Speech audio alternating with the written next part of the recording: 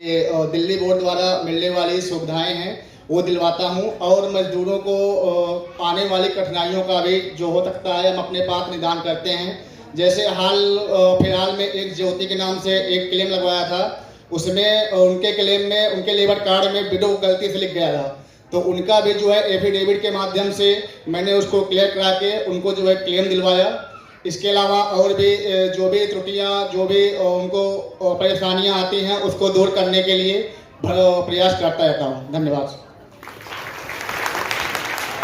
धन्यवाद साथी खालिद जी और अजीत जी का। इससे पहले कि मैं अगले अपने साथी को बुलाऊं, लीडर को बुलाऊं, हमारे बीच में कुछ साथी संगठन संस्थाओं के साथी भी आज इस कार्यक्रम में मजदूरों के समर्थन में हमारे बीच में उपस्थित है। अब मैं उनका नाम बोलता हूं, आप लोग कृपया ताली बजा के उनका वहीं बैठे बैठे स्वागत कीजिएगा। हमारे बीच में साथी अमजद हसन जी हैं जो BWI बिल्डिंग वर्क इंटरनेशनल से जुड़े हुए हैं, वो हमारे बीच में हैं। हमारे बीच में साथी अशरफ खान जी हैं। अशरफ खान जी जो है कंस्ट्रक्शन वर्कर्स की यूनियन चलाते हैं, दिल्ली स्टेट यूनियन, और साथ ही जनरल यूनियन चलाते हैं, वरिष्ठ नेता हैं। मैं उनका भी अभिनंदन करता हूं, आप लोग ताली बजा के उनका स्वागत कीजिएगा। हमारे बीच में आए हुए हैं साथी अवधेश यादव जी। अवधेश यादव जी एक स्पीड करके संस्था है जो दिल्ली में काम करती है बच्चों के लिए, और जो महिला हैं उनके लिए काम करते हैं, जो अलग से GB रोड पे जो महिला हैं उनके जो बच्चे हैं उनके लिए काम करते हैं, शेल्टर होम भी चलाते हैं, अच्छा काम करते हैं और मजदूरों के साथ हमेशा खड़े रहते हैं। तो अवधेश जी हमारे बीच में है, उनका भी आप स्वागत कीजिएगा। और दिल्ली में एक छोटे बच्चों का नेटवर्क है नीव दिल्ली फोर्स, जो 6 साल से छोटे बच्चों के लिए काम करता है, उसके वो कन्वीनर हैं, और उनके साथ कविता जी हमारे बीच में हैं, उनका भी मैं स्वागत करता हूं। आप लोग ताली देखो, हमारे कार्यकर्ता हैं, हम यहाँ पर स्टेज पे नहीं अभिनंदन कर सकते, माला गुलदस्ता की व्यवस्था हम लोगों ने नहीं करी है, लेकिन हम चाहते हैं कि जो आया है उसका अभिनंदन जरूर हो, तो आपके ताली से में कमी ना करें। इसके बाद हमारे बीच में डोमेस्टिक वर्कर्स के बीच में काम करने वाली एक टीम आई हुई है। स्वागत है, आपके ही कार्यक्रम है निर्माण मजदूरों का, तो आपका स्वागत है कि आपने अपना कीमती समय निकाला और यहाँ तक आए। मेरा नाम अमिता है, मैं राजधानी दिल्ली निर्माण मजदूरी तेशी संगठन के नाम से निर्माण मजदूरों के साथ संगठन चलाती हूँ, लेबर यूनियन चलाते हैं, जो पिछले 14 साल से हम दिल्ली में काम कर रहे हैं, और हमारा बहुत मजबूत संगठन है। मुझे इस बात पे गर्व है कि मजबूत संगठन मजबूत है मेरे साथियों की वजह से, जो मुझे हमेशा साथ देते हैं। कहीं भी लड़ना हो, कहीं भी किसी भी फ्रंट पे लड़ना हो, किसी से भी बात करनी, हमेशा मेरे साथ खड़े हैं। मुझे अपने साथियों पे गर्व है जो मुझे आगे बढ़ने का प्रोत्साहन देते हैं कि आप चलिए अमिता जी, हम आपके साथ हैं। अभी दिल्ली में जो निर्माण मजदूरों की स्थिति है, आप सब लोगों को पता ही है कि निर्माण मजदूरों के साथ आजकल क्या चल रहा है। निर्माण मजदूरों को ना तो कोई सुविधा मिल रही है, ना ही कुछ और कुछ रजिस्ट्रेशन रिन्यूअल में भी कितनी समस्या आ रही है, आप सब लोग जानते हैं। ऊपर से हम लोगों का काम बंद कर दिया जाता है। बड़े बड़े नेता लोग बैठ करके संसद में बैठ करके एक कानून पास कर देते हैं कि प्रदूषण बढ़ रहा है दिल्ली में, प्रदूषण की वजह से काम बंद कर दिया जाए। जिस संसद को बनाया मैंने, जिस रोड सड़कों को बनाया मैंने, जिस बिल्डिंग को खड़ा किया मैंने निर्माण मजदूरों, मेरे लिए काम नहीं है। और उसका निर्णय कौन ले रहा है? जो लोग जिसको मैंने चुनाव में जिनको खड़ा किया, चुन करके जिनको मैंने खड़ा किया, वो लोग मेरे लिए निर्णय ले कि तुम्हारा लिए काम नहीं है। भाई मैं सारा काम मैं करता हूँ, तो मेरे लिए काम मैं क्यों भूखे पेट सोऊंगा? मेरे लिए कोई काम नहीं है। तो सरकार को इसके लिए कड़े से कड़े कानून कुछ उठाने चाहिए, कदम उठाने चाहिए कि प्रदूषण की वजह से जो काम बंद होता है, मजदूरों को निरंतर मजदूरों को कुछ उसको मुआवजा मिले, कुछ काम मिले और उनको मिलते रहना चाहिए। इसके अलावा जो हम लोगों को निर्माण मजदूरों को सरकार ने सुविधाएं दे रखी हैं, हमारे बोर्ड की तरफ से सुविधा मिलती है, उसमें भी आपको पता है आजकल बहुत अड़चन आ रही है। कभी कुछ कमी निकालते हैं, कभी कुछ कमी निकालते हैं, किसकी वजह से ये छोटी छोटी कमी के पीछे लेकर पहुंच जाते हैं कि अपना ये पूरा करिए, कमी पूरा कीजिए। 10 साल मजदूर चक्कर लगाएगा तो भी उसको कमी पूरी करने के बाद भी फिर भी कितने सालों लग जाते हैं उनका क्लेम पास होने में ही, क्लेम पास करने में भी कितनी मजबूरियां हैं।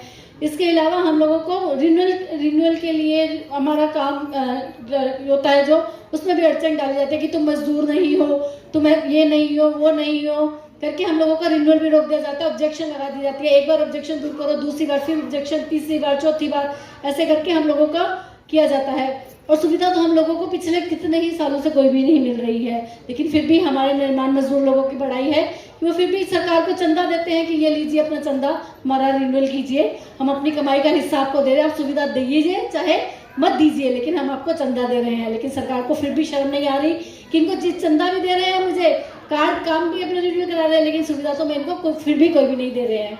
तो हम लोगों को लड़ाई लड़नी पड़ेगी और निरंतर लड़ाई लड़नी पड़ेगी इस चीज़ों को लेकर के। तो हम लोगों को साथ में मिलकर के इस संगठन को और मजबूत करना होगा, मजबूत संगठन होगा तभी हम लड़ाई लड़ेंगे। और मेरे को लगता है कि निर्माण मजदूर बहुत समझदार हो गए हैं, मीटिंग में जाकर के मेरे साथ समझाने से करने से।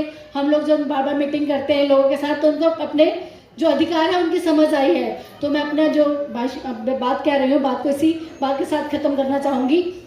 किले मशाले चल पड़े हैं लोग मेरे गांव के, अब अंधेरा जीत लेंगे लोग मेरे गांव के। तो इसके लिए सभी लोगों को जिंदाबाद, अपनी ताकत मजबूत रखिए और चलते रहिए और हम इस लड़ाई को जीतेंगे और जरूर जीतेंगे। जिंदाबाद। आमंत्रित करूंगी कि वो अपनी बात रखें। सभी को नमस्कार साथियों, मेरा नाम सुषमा है। और सभी को मेरा नमस्कार। मेरा नाम राम वर्मा है। मैं पिछले 10 सालों से कंस्ट्रक्शन वर्कर के लिए काम कर रहा हूँ। हमारी यूनियन का नाम है दिल्ली भवन निर्माण मजदूर जन कल्याण संगठन और मैं उसका जनरल सेक्रेटरी हूँ। हमने पिछले 10 सालों में कम से कम 50,000 लोगों को जोड़ने का काम किया है जो कंस्ट्रक्शन में काम करते हैं, और कम से कम नहीं तो हमने 500 से 1000 लोगों को सुविधा दिलाने का भी काम करा है जो कंस्ट्रक्शन वर्कर को दिल्ली सरकार के द्वारा मिलती है। इसमें चाहे बेनिफिट्स, मैरिज बेनिफिट्स हो, बच्चों की छात्रवृत्ति हो, मैटरनिटी क्लेम हो, डेथ क्लेम हो, एक्स्ट्रा का जो भी दिल्ली सरकार की 13-14 सुविधाएं हमने पिछले 10 सालों में कई हजारों लोगों को ये सुविधाएं दिलवाई हैं। और आज हम जो बात कर रहे हैं कि प्रदूषण की वजह से हर साल काम बंद हो जाता है 1 या 2 महीने के लिए।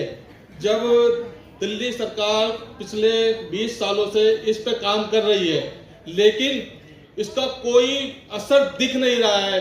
जब नई सरकार बनी हमारी 2014 में, आम आदमी पार्टी, उन्होंने भी कहा था कि हम पोल्यूशन को बिल्कुल जड़ से खत्म कर देंगे, लेकिन 10 साल बीत चुके हैं और हर साल प्रदूषण दिन प्रतिदिन बढ़ता ही जा रहा है, लेकिन सरकार इस पर कोई काम नहीं करी है, जिसकी वजह से कि जो कंस्ट्रक्शन का काम हर साल रुक जाता है और मजदूरों को बहुत सारी प्रॉब्लम का सामना करना पड़ता है। वो अपना आर्थिक जीवन भी सही से नहीं चला पाते हैं। और मेरी इस मंच से सरकार से ये मांग है कि जब भी ये जो कंस्ट्रक्शन का काम रुकता है उनको हर साल आर्थिक सहायता मिलनी चाहिए और समय पर मिलनी चाहिए। पिछले साल सरकार ने अनाउंसमेंट तो किया कि हम 5-5 हजार रुपए सबके खाते में डालेंगे, लेकिन उन्होंने अनाउंसमेंट करने के बावजूद भी वो 5,000 रुपए मजदूरों के खाते में नहीं डाले। दर्शक दीर्घा में सभी बैठे जितने भी श्रमिक साथी हैं उन सभी को मेरा लाल सलाम, और सभी मंच पर विराजमान हमारे कामरेड उन सबको भी लाल सलाम और इस्तकबाल। मजदूर साथियों, जैसा कि आपको अभी राम सर ने बताया कि मैं HRD हूँ अपनी यूनियन दिल्ली भवन निर्माण मजदूर जन कल्याण संगठन का। हम जितने भी श्रमिक हैं दिल्ली में उन सभी के लिए काम करते हैं और लगभग 50,000 लोगों की हमारी टीम है, और जितनी भी सुविधाएं होती हैं कोशिश करते हैं कि हम उन तक जल्दी से जल्दी पहुंचा सकें। पर सरकार इसमें बहुत ज़्यादा विघ्न डालती है, बहुत सारी समस्याएं डालती है, जैसे कि पोर्टल को लेकर आप उसको स्लो कर देती है, और इसमें जितने भी श्रमिक साथी हैं वो कहीं ना कहीं ब्लेम या कहीं ना कहीं परेशान हमें सोचकर होते हैं।